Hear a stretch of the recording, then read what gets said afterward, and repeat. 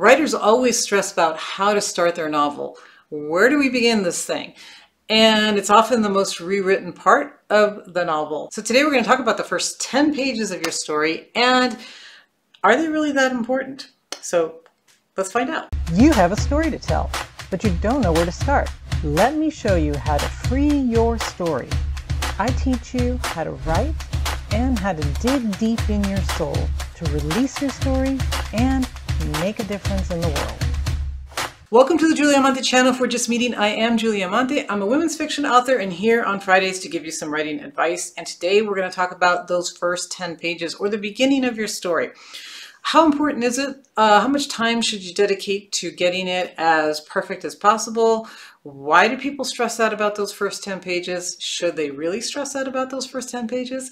That's what we're going to talk about. Well, let me start by saying that I've been to multiple conferences where editors, agents will tell you exactly that, those first pages are hugely important. And in fact, forget the first 10 pages. They usually talk about the first 3 pages and how those first 3 pages, they will decide whether they want to read the rest of the story and the rest of the manuscript or not. In fact, literary agent Noah Lukeman wrote an entire book about the first 5 pages and how important those are. And he actually goes into a lot more than that. He talks more about just, writing a good book, but his whole point is to stress that those first 5 pages are incredibly important because agents and editors will decide whether they want to continue to read your story after those first 5 pages, or if they just decide that the story is not worth it and put it down. So 10 pages, 5 pages, 3 pages.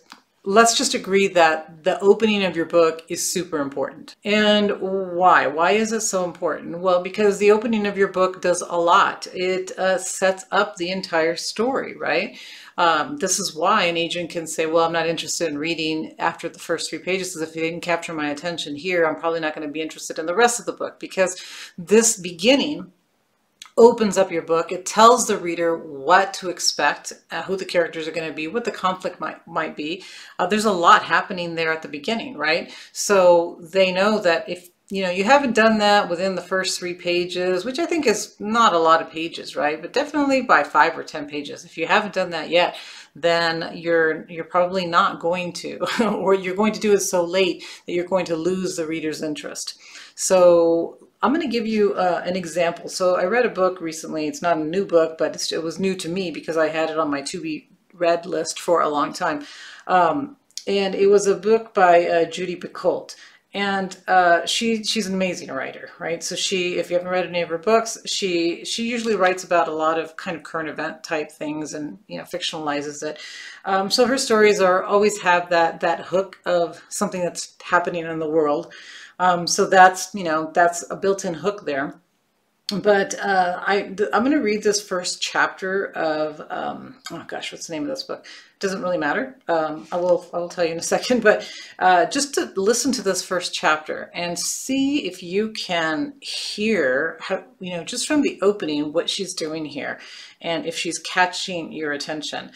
Because again, you want to be able to connect with the reader, with the protagonist. You want to understand and see the tone of the story. All of that, right, is being done in those first few chapters. And this is literally the first paragraph, and you can hear and see all of this happening. So let me read it. So when I was little, the great mystery to me wasn't how babies were made, but why. The mechanics I understood.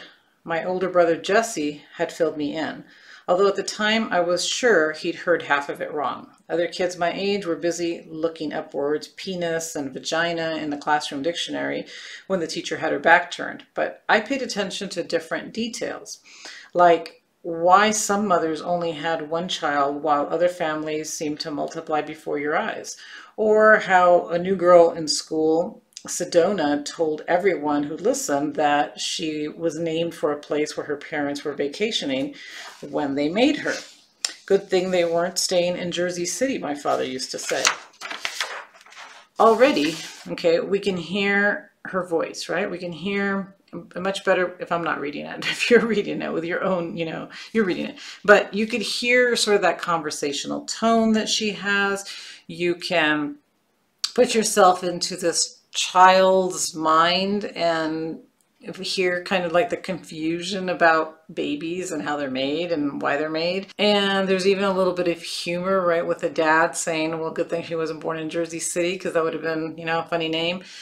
So there's a lot there. So I'll continue just so that you could see a little bit more, right? So at this point, we kind of hear the tone, we hear a little bit of humor, we hear that who the protagonist is, right? And at the very beginning of this, it has her name, Anna. So we know it's a female, because otherwise you wouldn't have known that, right? But it has her name. Now that I'm 13, these distinctions are only more complicated. The 8th grader who dropped out of school because she got into trouble.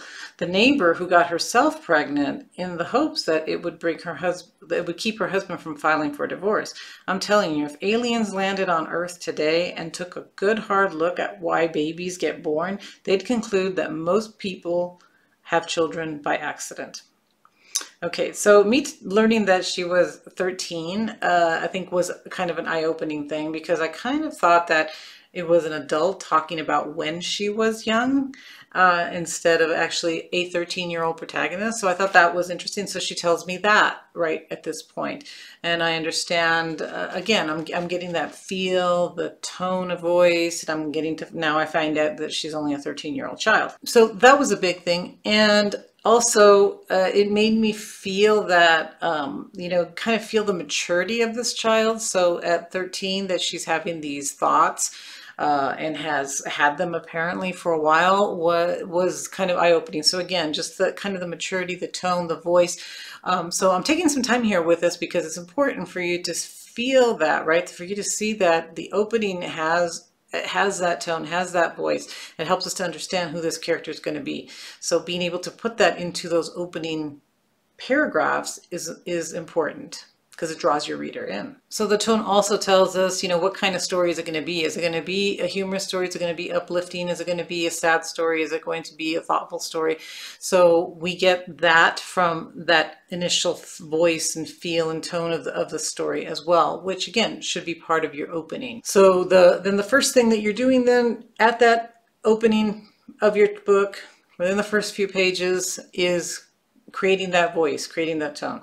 The second thing that you want to make sure that you're doing is that you are presenting us, you're giving us a look. Christopher Vogler talks about this in The Writer's Journey, that you want to place your character in his ordinary life so that we can kind of get to see who this person is and what challenges he has. This doesn't mean that we have to watch him do sort of mundane things, but we have to see, like, okay, what is the family dynamics if they're in a family, or what's life like at work? What is this person's life like as the story begins? So that helps us, again, to see who this character is, to sort of feel, get into the shoes of this character and feel who he is. Okay, so the third thing that we want to make sure that we understand is what this character wants. So we have the feeling, the tone, the voice. We have this character in his ordinary life. We want to know what he wants. So he's in his ordinary life. What is his problem, right? What is it that he needs, or what is it that he wants? And how is he going to go about getting it? So that needs to be clear early in those first few pages as well, is what does the character want? Now, we learn very quickly in Judy Picoult's book that and it's called My Sister's Keeper, by the way, but what she wants, Anna wants, this 13-year-old kid, is to hire a lawyer to gain the rights to her own body, because she's having to donate her white blood cells to her sister, and bone marrow, and a lot of other things that she's had to undergo over her, her childhood, in order to help her sister who has leukemia. And so she wants to hire a lawyer to stop that. And we learned this immediately. So pretty close to after those first couple paragraphs that I read, we find out that this is what this character wants. Okay, the fourth thing that we want to make sure that we're showing in those first few pages is what is at stake for the character. So we know what the character wants, and so writing, writing a high stakes novel means that there's what's at stake means what does this character have to gain or lose if they get what they want. So if we look at this character, right, this young kid, there's a lot at stake here. She's going to sue her parents to get body autonomy, but there's a lot at stake here. Her sister needs her to stay alive. If she no longer is willing to donate what her sister needs, then what's going to happen to the sister? But what's going to happen to her if she continues to sort of be used as replacement parts for her sister? So heartbreaking story.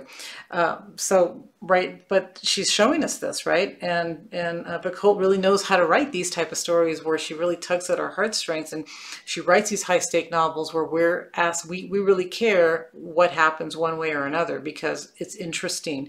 It's drawing us in. We want the answer to those questions. So have that in there, those first few chapters, those first few pages, I'm sorry.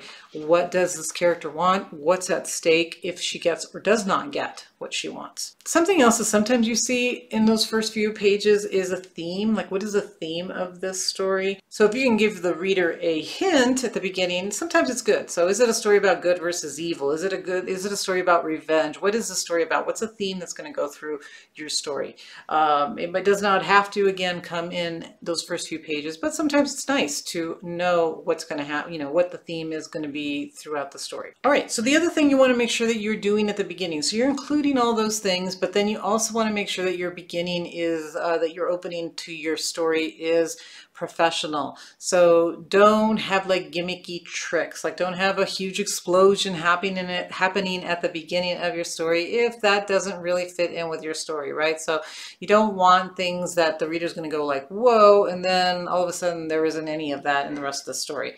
So don't trick your reader, be professional, make sure that those first few pages are edited and that they are clean, that there's no grammatical errors, that it flows very well. So, just a professional submission there when you're turning in those first few pages for someone to evaluate. Okay, so I want you to imagine that your reader is on Amazon, they're scrolling through some books, looking for something to read, looking for a book to buy, and they use that look inside, feature where they can go in there and they can read the first few pages.